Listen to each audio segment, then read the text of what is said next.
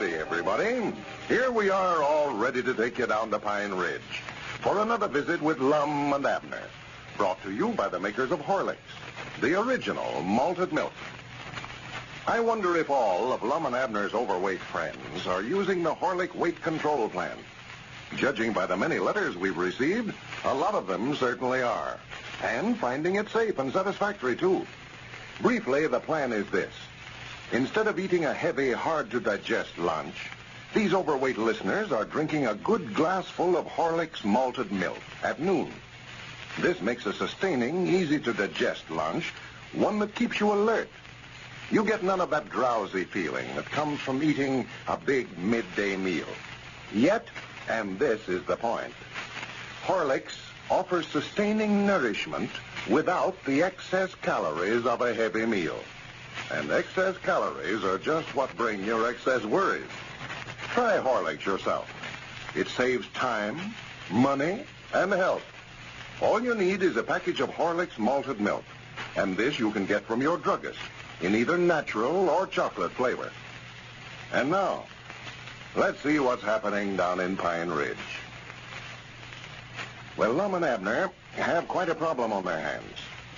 They're enjoying a splendid patronage to their circus, but for the past 2 days, the entire receipts have been stolen out of the safe in the wagon that serves as their office. So far, they have found no definite clue to the mysterious disappearance of the funds, and yet there are several who might be implicated in the theft.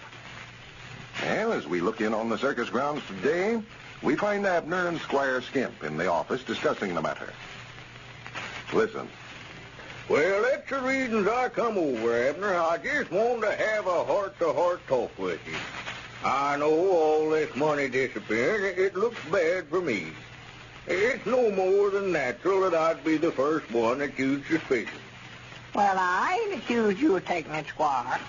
Well, no, you haven't come right out and said so, Abner, but natural with you and Lum and me being the only ones that knows the combinations on that safe, I'd be the first one that you'd think took it. Yeah, I reckon so. I've always tried to live honest, to do right by my fellow man. And that's why it grieves me so to think that you'd even suspicion for 1 minute that I'd slip in this wagon under the cloak of darkness and take from that safe money that belonged to you and Lum, 2 of my oldest friends. Well, now, Squire, I wouldn't let myself get all tore up over this. Well, it's a matter of defending my honor, Abner. A man reaches my age in life, Abner, he just ain't got much left to live for except his reputation and his friends. Well, a little money laid up, too, won't hurt nothing. Yes, but if I had to sacrifice my principles for a few paltry dollars, take advantage of old friends like you and Lum, I'd choose a pauper's grave first. I told you, Squire, you wouldn't have made a bad out at preaching, you know what? Well, I just want you to know, Abner, that although the finger of suspicion is pointed at me, my conscience is clear. I've done nothing to betray your trust. Well, I told you I didn't think you done it, Squire. Ain't no use for you to keep telling me that you never stole the money. Well, now, that's fine. I'm glad to hear you say that, Abner, I am. I'm willing to hire a detective out of my own pocket to come in here and clear up the whole thing rather than to have you suspicion me for 1 minute. Well, I don't see no need in doing that, Squire. We're bound to find out eventually who took it. Well, Abner, I want to talk to you a little confidential. Don't want you to quote me on this, but had it ever occurred to you that Lum might be taking that money himself? Lum? What in the world would he be wanting to take it for? It belongs to me and him. Besides, that wouldn't be stealing if he took it. Well, of course, half of it belongs to him, but half of it is yours, too. Yeah, but Lum never done nothing. He just never had nothing to do with it. I'll guarantee that, Squire. He's just as honest a man as ever drawed breath. Why, you seen the surprised look on his face when he opened that safe and seen the money was gone. Yes, but now he might have been looking that way on purpose, Abner, to throw you off the track, you know. No. I've knowed Lum too long, Squire. Had too many dealings with him. It couldn't have been him. Well, I don't know, Abner. I don't think that Lum would do a thing like that ordinarily, no. But sometimes, a man can be influenced into doing something that he knows is wrong. What do you mean by that, Squire? Well, just to talk straight, Abner. Now, here's this bareback rider, Zenola. She seems to have swept Lum right off his feet. And I believe he'd do nearly anything that she told him to. Oh, yeah, she's got him wrapped right around her finger. There ain't no doubts about that. Well, now, she's a smart young lady and would know just how to work a fellow like Lum. Why, the other day she had him all revved up to buy a big electric sign to put across the top of the tent there with her name on it. Yeah, and he'd have did it, too, if that money hadn't disappeared. Why, sure he would. He was all set to go right down and buy it. Yeah, I talked to him for 3 hours trying to talk him out of that idea. He was all set to go down and pay $800 for that sign just so that he could put Zenora's name across there in big lights, he said. I know he was. And I'll tell you something else now. I just heard this a while ago, Abner. Zenora told the snake charmer that Lum was going to buy her a big diamond engagement ring. A diamond engagement ring? Yes, and now that could be, what he intends to do with the money. No, I don't believe he'd do that, Squire. No, not Lum. Well, now, you know that he hasn't got any money of his own to be buying diamonds with. It's that woman, I tell you, Abner, Zenora. She's putting these ideas in his head just to show her the world. Well, now, Squire, I just never would believe that. Wait a minute. Here's something now. Oh, yeah.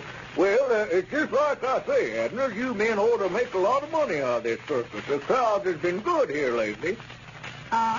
Gentlemen. Hello, Lum. Good evening.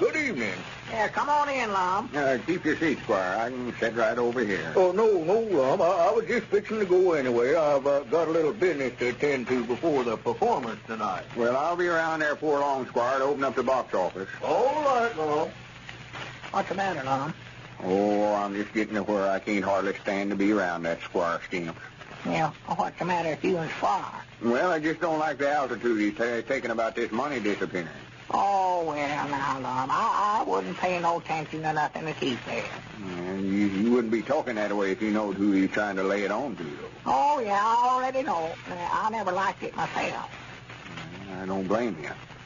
I run him out of the wagon here this morning. I wouldn't stand for him making such accuses.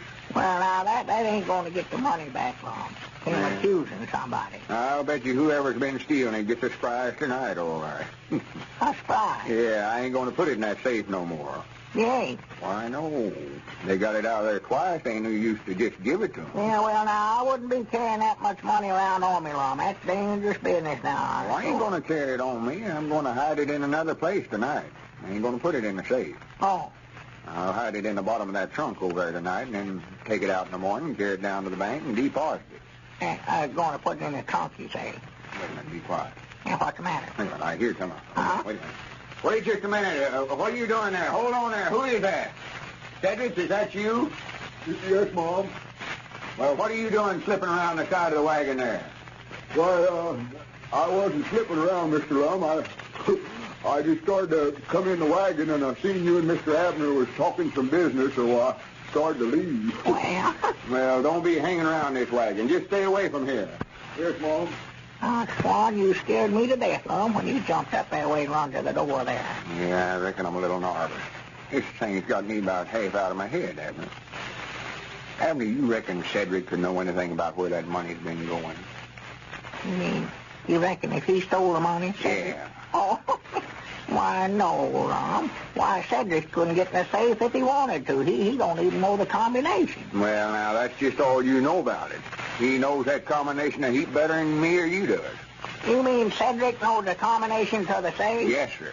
Oh. You know, I never can recollect the thing myself, and yesterday evening I went to open the safe, and there's just me and Cedric in here, and I couldn't recollect the combination, and he sat right there and told me what it was. He did? Yeah, I never thought nothing about it at the time, but I got to studying about it today. I don't know, Abner. I hate to think such a thing about Cedric. I've always liked the boy. Oh, Cedric's a fine boy, Lum. He's worked there in the store for us over at Pine Ridge for years. Oh, Never sure. had no trouble with him. No, I'll trust Cedric, Lum. I'll give him chances to take things. He's just honest as he can be. Yeah, but I'll sworn he's pinting mighty strong at him. Well, now, Lum, I wouldn't go nothing on that now. He might have just watched, me and you open the safe and happened to learn the combination by heart, accidental. I don't know. Well, it's him or Squire Skimp one, I know that. Well, now, I don't believe Squire done it neither, Lum. I thought so maybe for a while, but he was in here a while ago and talking to me about it, and he just might not brung tears to my eyes, tell me how innocent he is. How innocent he is? Oh, yeah, he sat here and told me on his word that he never had a thing in the world to do with it. Well, you don't expect him to come right out and admit to it, do you? Well, no, Lum, but he talked awful honest to me. A feller that steals money that way ain't going to admit to it. Well, no, but Squire, he looked me right in the eye when he said it, Lum. Oh, I tell you, Abner, after some of the other stunts Squire Skimp pulled on us, I wouldn't put nothing past him. Well, there's one thing about it. If you hide it in the trunk tonight, why, me and you can watch your wait safe. a minute. And we Find can... out what you're saying, Abner. Huh? Did you hear somebody? Yeah. Who is that? What do you want? Wait a minute. I seen you hauled or I'll shoot. Who is it, Lum? Who is it? What's the matter? Oh, my goodness. I don't know. I couldn't see for sure. Just as I stepped through the door here, he run around the corner of the wagon. Well, why didn't you shoot? I never had nothing to shoot with. Wait a minute. Listen. Where you going next time? Somebody get hurt the first thing you know. Running around here like a wild man. Is that you, Squire? What's the matter? Oh, that brother of Zenola's come tearing around the end of the wagon there and run right square into me, knocked me right flat on my back. Noah's brother. Well, this seems to only complicate matters more than ever. Who stole that money? Ladies and gentlemen, Mrs. S.J.B. of Covington, Kentucky, writes to tell us of a conversation between two youngsters playing baseball that she overheard recently. We thought maybe you'd like to hear it, so we're going to reenact it. Listen. Let's quit, Bob. Oh, gee, it's my turn to bat. You can bat first tomorrow. No, I can't. I gotta go to the dentist. Besides... Oh, I'm tired. I'm gonna quit. Oh, all right. You just can't take it, that's all. Who can't? I'll bet you're tired, too, only it's your time to bat. Maybe so. But I wouldn't be if I had some Horlicks tablets. Huh? What are they? Oh, you know. Horlicks malted milk powder done up in tablets. They give you pep. Well, let's get some. How much are they? Only a dime. How much you got? I got 4 cents. Well, I got 3. That's 7. Mom will give us the rest. Come on, let's go ask her. And that was all that Mrs. S.J.B. had time to hear. But it was enough to show how popular Horlicks tablets are becoming. Youngsters, motorists, early golfers, shoppers, people in all walks of life are finding Horlicks tablets great for warding off hunger and fatigue. Have you tried them yet? You can get them, if you haven't, at your druggist in either natural or chocolate flavor. This is Carlton Prickert, speaking for Lum and Abner and Horlicks, who now bid you all good night and good health.